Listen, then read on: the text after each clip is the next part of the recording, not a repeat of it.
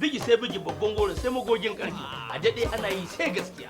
Abin alfahari ne, abin farin ciki, kasan kowa na alfahari da ranar angwancinsa, ranar da zai shiga daren angwancinsa. To wannan ranar kar ka sake ka shiga ɗakin amarya ka ba ledar BIB Polybag, ka zuba kajin amarcinka a ledar mu ta BIB Polybag.